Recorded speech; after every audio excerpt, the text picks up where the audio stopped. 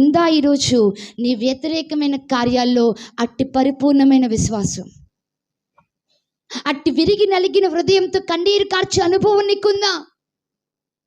దేవుని సన్నిధిలో అంతగా గోచాడి దేవుడు కదిలేటట్టు ప్రార్థన జీవితం నీకుందా? దేవుడు కదిలేటటువంటి విశ్వాసం నీకుందా? దేవుడు కదిలి నీ జీవితంలో జోక్యం చేసుకుని ఆయన దిగువచ్చు ఒక కార్యం జరిగే ఒక అనుభవమైన ప్రార్థన జీవితం, విశ్వాస జీవితం, పరిపూర్ణత నీకుందా?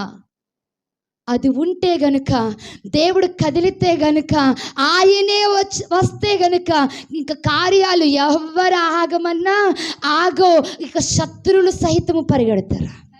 మనం ప్రశాంతంగా నెమ్మదిగా ఉన్నప్పుడే శత్రువైన సాతానుడు వారవలేడు. ఎంత ప్రశాంతంగా ఉందేంటి ఈవిడ, ఎంత నెమ్మదిగా ఉందేంటి? అలా ఉంటే నేను ఎలా ఊరుకుంటాను? అస్సలు ఊరుకున్నాను. ఏం చేస్తాడో తెలుసా? ఏదో ఒక శోధన అనేది తీసుకొస్తాడు.